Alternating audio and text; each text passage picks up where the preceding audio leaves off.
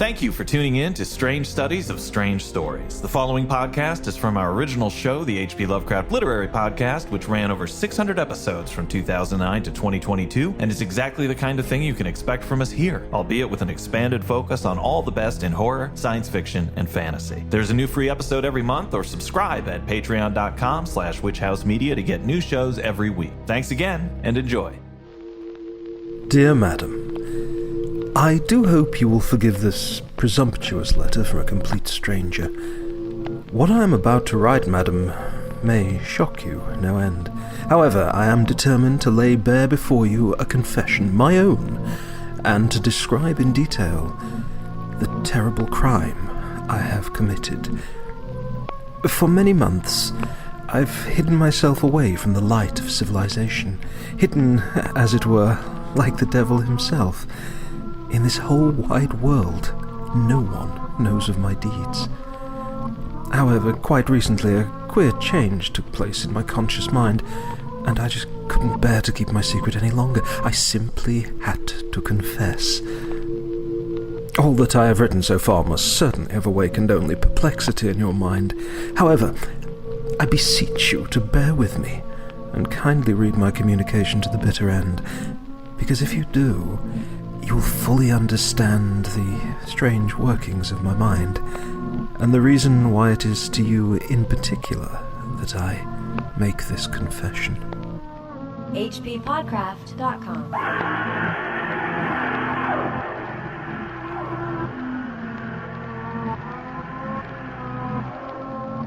I got something to confess. What is it? I love this time of year. Oh. I love the songs, I love the food, I love the decorations, I love it all. Well, that's quite a confession. Do you think the confession we're going to hear in the story is similar? Like the man who's writing this letter just wants to admit that he loves the holidays, maybe? Yeah, I think that's probably it. That would be strange for a story called The Human Chair, which is, by the way, what we're covering. So maybe The Human Chair, it's about sitting on Santa's lap. It's that kind of thing. I haven't seen that movie, The Human Centipede, but I always just assumed that was about a really fun conga line. So maybe it's, you know, it's a similar kind of thing. I have not seen the film, but I'm pretty sure that's exactly what it is. Yeah, it's just an office party that gets a little nuts. You know, this month we were talking about doing Frankenstein in December here. You know, that story, Frankenstein by Mary Shelley. Heard of it.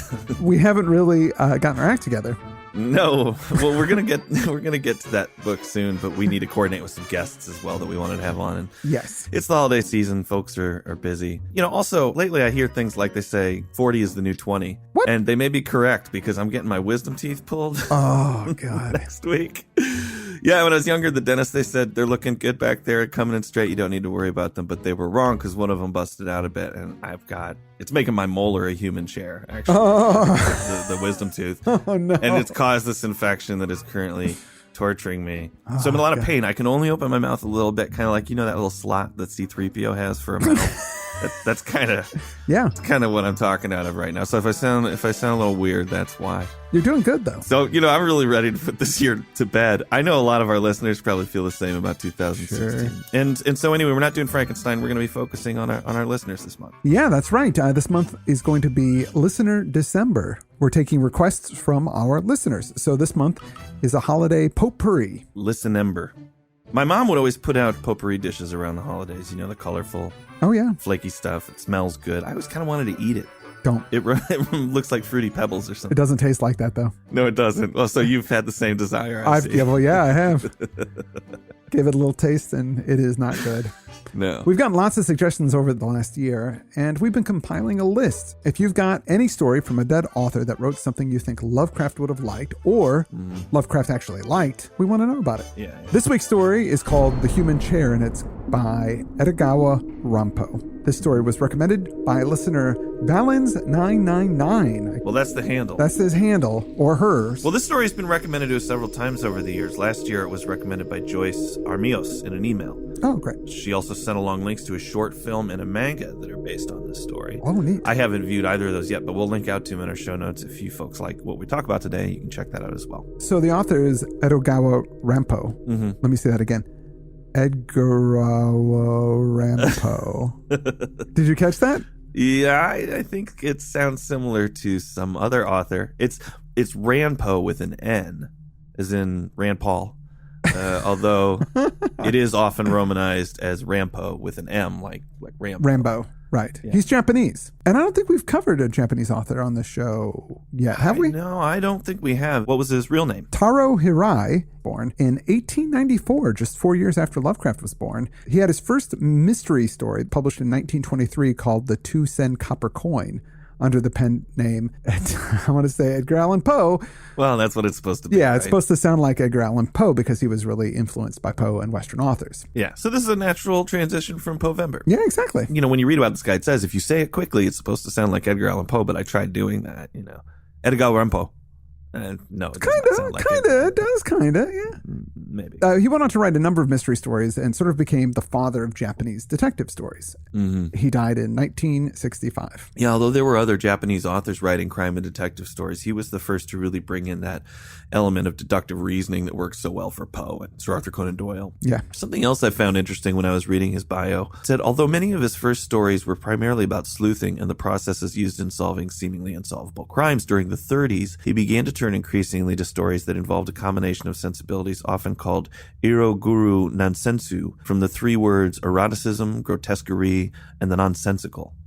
The presence of these sensibilities helped him sell his stories to the public, which was increasingly eager to read his work. I guess that's like Robert E. Howard putting more and more sex into the Conan stories. Oh, right, yeah. To get people to read them. But it says, one finds in these stories from the 30s a frequent tendency to incorporate elements of what the Japanese at that time called abnormal sexuality. For instance, a major portion of the plot of the novel, The Demon of the Lonely Isle, serialized from January 1929 to February 1930, involves a homosexual doctor and his infatuation for another main character. Mm-hmm. So Rampo, he's not afraid of the sex, and he's not afraid of what would have been deemed aberrant sex at the time. And we're certainly going to discover that in this story. So let's dig in. The story starts off with a woman author. She lives with her husband. He is a diplomat. She gets a lot of fan mail because she is a well-known author and very talented. It's usually the same type of stuff, which I guess is a lot like my fan mail. Mm-hmm. It says things like, you're a hack. Why you ride on Pfeiffer's coattails all the time? That's not fan mail. It's not? She's such a good author that her work even outshines her husband's career. Yeah. Big deal in the early 20th century. She also gets manuscripts. Said it was not uncommon for her to receive the efforts of amateur writers seeking her valuable criticism. In most cases, these were long-winded, pointless, and yawn-provoking attempts at writing. She gets one particular manuscript with a note on it, which is what we read at the top of the show. And that reader at the top of the show is one of our favorites, John Hancock. I'm glad to have John back on the show, and I'm sorry it took us about 10 minutes to tell you that he's the reader. But he's the man who's doing it for us this week. I almost feel like I didn't need to say anything because everybody knows that voice. Even if they've never heard the show before, they just know. It touches on some human instinct. You go, yes, this is John Hancock. This person is confessing something that he has done or is doing, and he feels the need to confess even though no one knows what he is doing. Yeah, it's not clear yet. But the manuscript is immediately interesting to her. Said her curiosity aroused to the bursting point, and she was spurred on by some unknown magnetic force to read this. So once again, we've got a nested story. Most of the story is this anonymous man's letter. I thought this really made good use of that. You can really kind of see her there reading it. You got enough of an introduction that even though I'm taking in the story, I was very conscious that it's this woman reading this letter the whole time. Yeah. And I think the fact that it's a confession kind of immediately established some tension. Well, there's some misdeed has been done if you're confessing it. So what is this misdeed and how horrible is it? So it's great because I'm just waiting to find out what this thing is. Yeah. The first thing he lays out is that he is ugly. Ugly beyond description is what he says exactly. He says he is horrific due to months of unsanitary living. That gets me thinking right away, sewer dweller? Is this a Chud story? More Chud. I'm not sure. He says even though he's ugly, his heart is filled with passion. And I make a mental note of that because love is what I would be thinking he would be saying. But no, he says passion. Right. Passion is not necessarily a good thing. I mean, you can beat a guy with passion. Passion is how they define second-degree murder, right? Right, exactly. Since this guy is so ugly, he's become an artist, or that's what his life path has led him down. Yeah. And I know the feeling, man. Oh, come on. First the hate mail and now this. Well, you've been endowed by nature with artistic talents, so you've got one up on this guy. Because he says, I don't have any natural talents. I'm a lowly cabinet maker. He's got to become a craftsman. I think anybody could be a really good artist. It's a matter of practice. Yes. I think anybody, if you practice enough, you can get good at something. And his art is chair crafting. Yeah. And at this point, I think, oh, okay, this is the confession. It's going to be an Ed Gein kind of thing. Like he's going to make a chair out of a person. Right. I was thinking that too. Well, you know what? It's funny. I thought about that, but then I also, every time I heard the name of the story, I imagined it would be about a person maybe growing into a chair, like becoming one with the chair because they've been there too long or something. But on your point about making a person into a chair, I remember our friend, our old roommate Christian, had said that when he died, he actually wanted his body to be made into something. Oh, right. Yeah. He wanted like his bones to be made into art. And I was wondering, what's the legality of that? Could you actually do that if you wanted to? It's totally legal. Yeah. It is? It's totally legal. Yep. So just go ahead and do that, Pfeiffer. Okay. They'll be like, are you going to get buried? Do you want to be cremated? Human chair. Human chair. So he got really good at making chairs because he practiced. Mm-hmm. Became one of the best. He's very skilled, and he eventually was making luxury chairs. He's able to only do luxury chairs. It's the only kind of business he does. He says, you may even consider me a braggart when you hear this, but it all seemed to me to be the same type of thrill which a true artist feels upon creating a masterpiece. This guy writing says that he made this one great chair, and when he sat on it, he tested it out. It was amazing, and that it was going to be in one of these highfalutin places. He himself felt like he deserved to be in a highfalutin place. Right. He deserved to be in a place that could afford his chairs. And he does this more and more with his chairs. After he completes it, he'll sit in it and just allow himself to dream of this better life. And he imagines romance as part of that, which is unavailable to him in his real life because he's so ugly. Right. And you do feel sympathy for him. He writes, imagine, madam, the pathetic figure I made, sitting comfortably in a luxurious chair of my own making and pretending that I was holding hands with the girl of my dreams. Oh.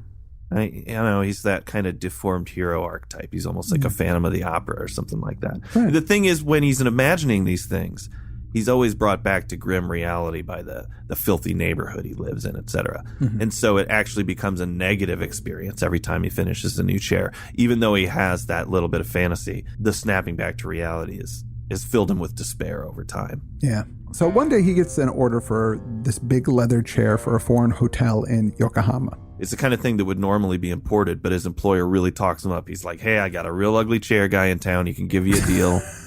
Real ugly, real savings. And he takes the job very seriously. He skips food. He skips sleep. He works this chair like nobody's business. This chair turns out to be his masterpiece. It's amazing. Super comfy, beautiful. It's just flippin' awesome. Not too hard, not too soft, perfect. And it gave me a little chair envy. The description sounded very comfortable. I wanted it. He doesn't really want to give up this chair. So he has this idea and he takes the chair apart. Yeah, because he's having those usual imaginings about where it's going to end up. He just doesn't want to part with it. He says that it's as if the devil himself were whispering in his ear when he concocts this scheme. Dude, now, did you have any idea what was coming here when you were reading this story? No, I really didn't. I didn't know that this was what was going to happen. For me, this is so out of left field that this is what the story is about. He says, with my usual skill as a craftsman, I remodeled the chair so that the knees could be placed below the seat, the torso and the head inside the backrest, seated thus into the cavity. One could remain perfectly concealed. So he has made the chair so that he can sit inside of the chair. He is the human chair. Right. It's the original tiny house. Not as creepy as I expected, but creepy in a whole different way. Yeah, creepy in a blue velvet. Yeah. I'm going to hide in the closet and watch people have violent sex kind of way. It's voyeurism, but it also has that aspect of a guy rubbing up against you on the subway. Yeah. Because that's what it really is. Also build some storage space for food and water. It also says, for another of nature's needs, I also inserted a large rubber bag. He's not talking about a hot water bottle. He strips down to the waist and then he gets inside of it, totally dark. He says it's like a grave. And he stays in there until a guy comes and picks up the chair with him inside of it. So the guy moving the chair says, man, this thing's heavy. And then the dude inside gets a little freaked out because he's like, oh no, he's figured it out. But no, he doesn't know. Nobody cares. And we've talked about this on the show before, but this is an opportunity to once again warn our listeners about a similar scam to this. If you find a suit of armor washed up on the beach, don't take it home and set it up to make your study look more fancy, because there's probably a guy in there and he's going to sneak out and rob you. Okay? Oh, God. That's this guy's whole plan, though, with the human chair, or at least that's what he's saying his plan is. He says, my key motive in this mad venture was to leave my hole in the chair when the coast was clear, loiter around the hotel, and start stealing. Who would dream that a man was concealed inside of a chair? He's got a point. I don't think about that ever when I No, say that. it never occurred to me. It's something that... I may now, but... Yeah, me too. It's a great idea.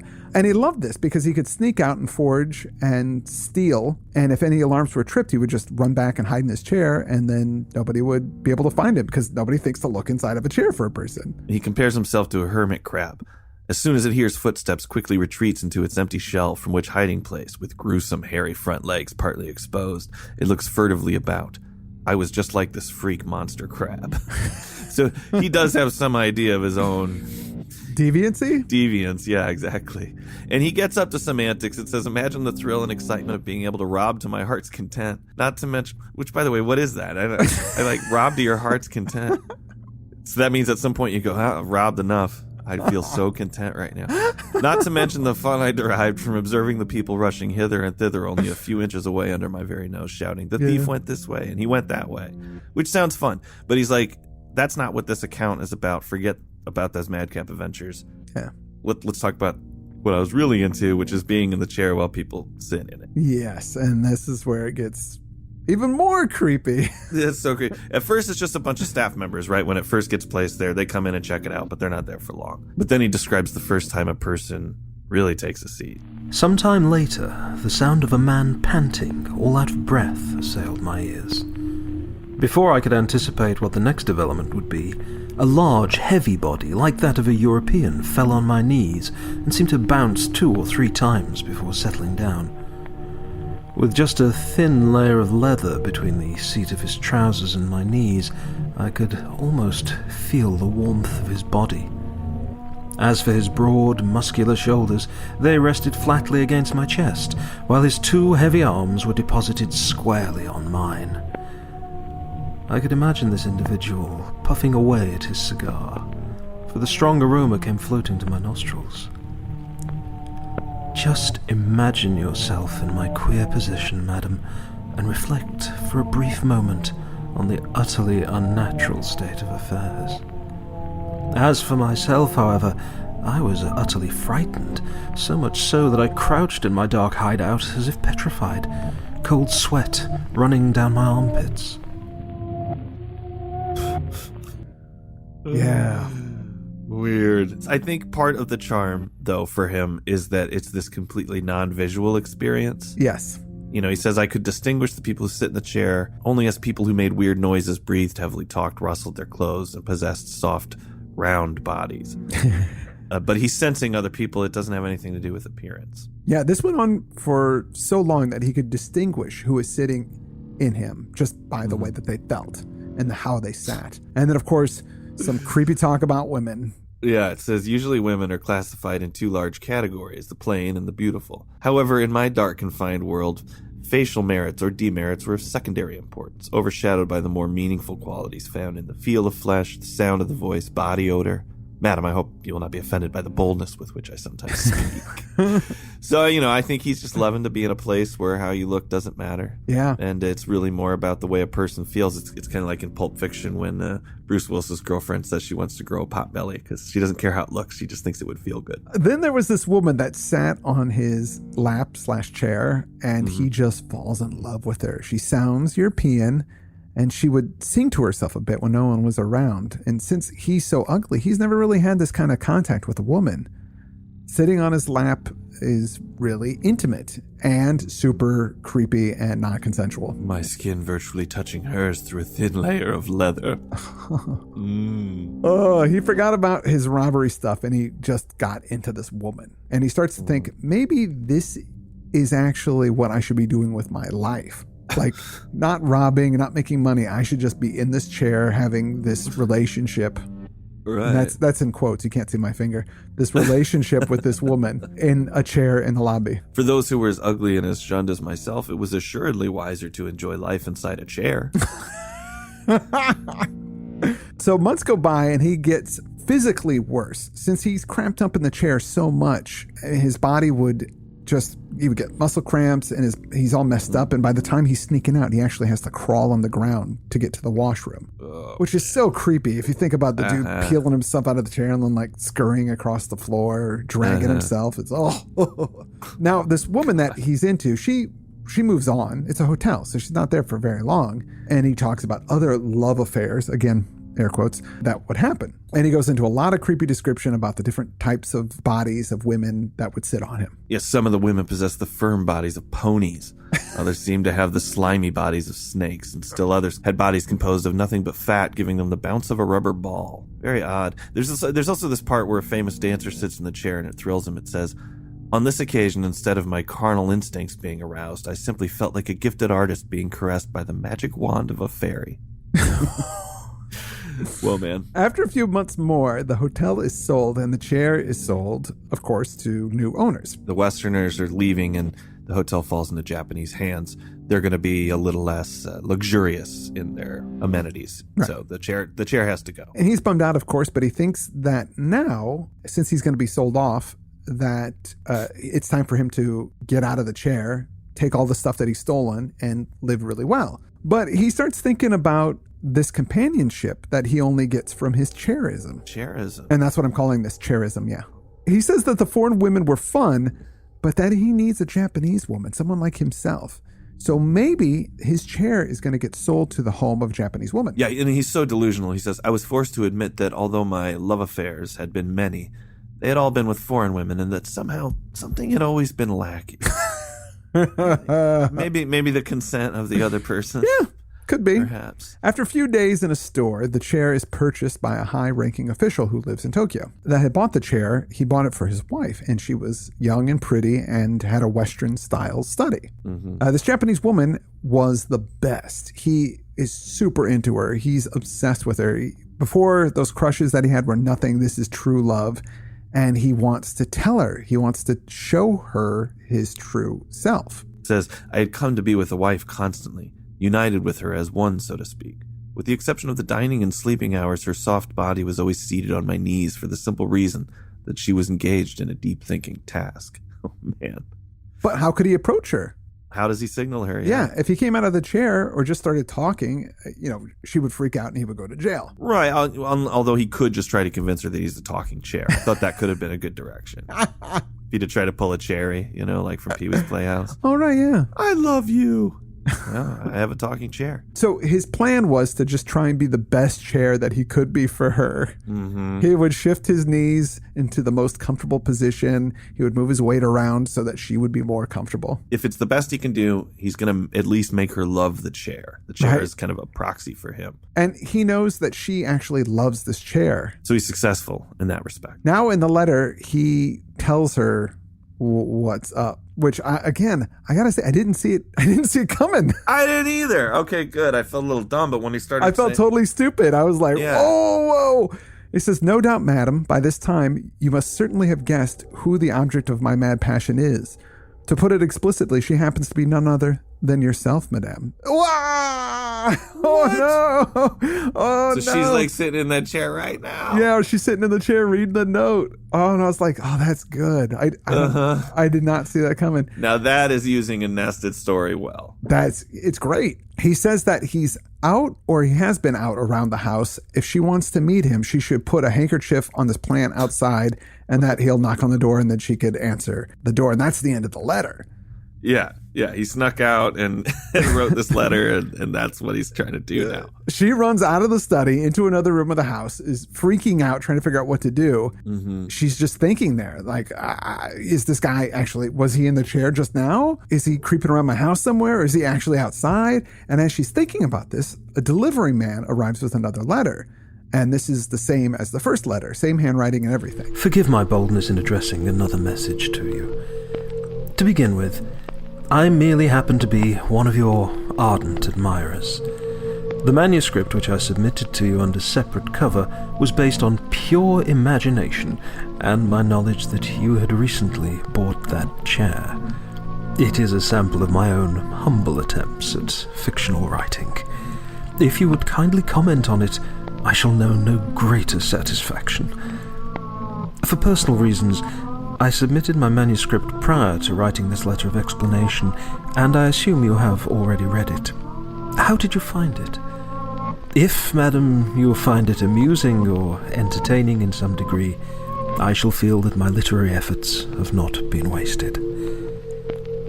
Although I purposely refrained from telling you in the manuscript, I intend to give my story the title of The Human Chair.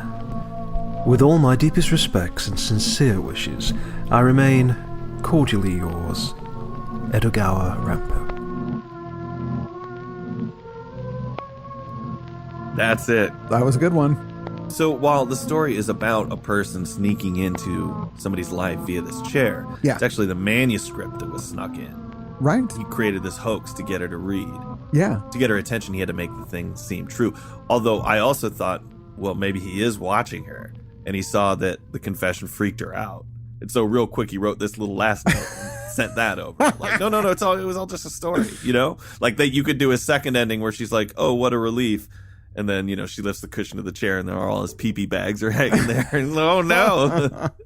It was true. I gotta say that there is a lot of fetishism in this story, which is something we never really come across in our stories. I guess not so much. I don't know if it's that in Japan, especially in the 20s and 30s, if this stuff was more acceptable to talk about or not. Because, I mean, I really have never read anything like this from this time period. This seems very modern to me. Well, it seems similar to stories by Poe that are about obsession. But this having its particular, what is that called? Frottage, having this, that he's, touching and rubbing against people for sexual gratification. Yeah.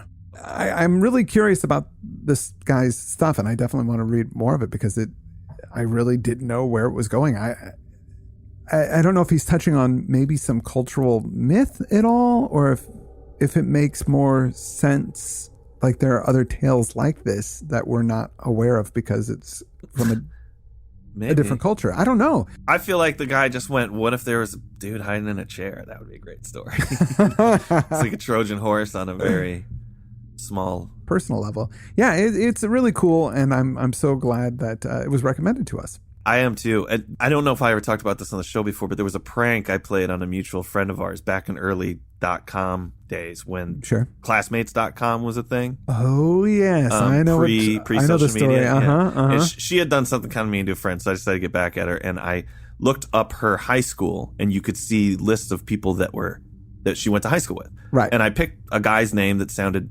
kind of, I don't know, just bland, just really out of a hat. Sure. And I made an email address with his name. Yep. And I wrote her and said, hey, I haven't talked to you since high school. And she fell for it. She was like, oh, and the tone that she took with me in the emails was very kind of standoffish, not giving too much information. Right. And I kept writing with her, and I could tell it was a little like, what does this guy want? And then she started suddenly talking about her husband and this and the other thing. Yeah. She's trying to get rid of him, but in a polite way. Right. And then I said, well, I'm actually in Los Angeles right now. And you mind if I come by? And she's like, wait a minute, what are you talking about? And I was like, oh, I got your address. And I put it in the email. And I think she called you. She did. Like, this guy's coming over. I don't know what's going on. It was such a good prank. It was exactly like the end of the story. Because then I called her and pretended to be the guy. And there was this pause. And then she was just like, you son of a bitch.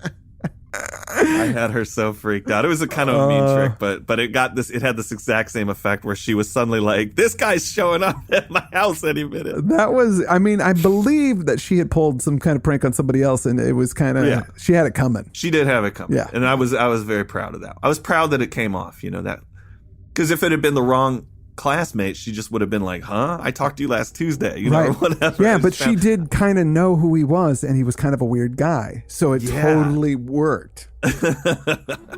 Next week, it's going to be another surprise. It's Potpourri December Listener Member December. We're not sure what we're going to pick. We're going to go through our list, grab something on social media. We'll post it. I'm looking forward to next week. Chad, I hope your oral surgery goes well. Thank you. I don't know if I'll be recording before or after, so I could be positively Nixonian on the next show. We'll have to see. And I also want to thank John Hancock for once again doing an awesome job. He's so amazing. God bless you, sir. He's an awesome dude. Thank you so much for helping us out. And that's all we got for this week. I'm Chad Pfeiffer. I'm Chris Lackey. And you've been listening to the H.P. Lovecraft Literary Podcast. At hppodcraft.com. hppodcraft.com. Bye.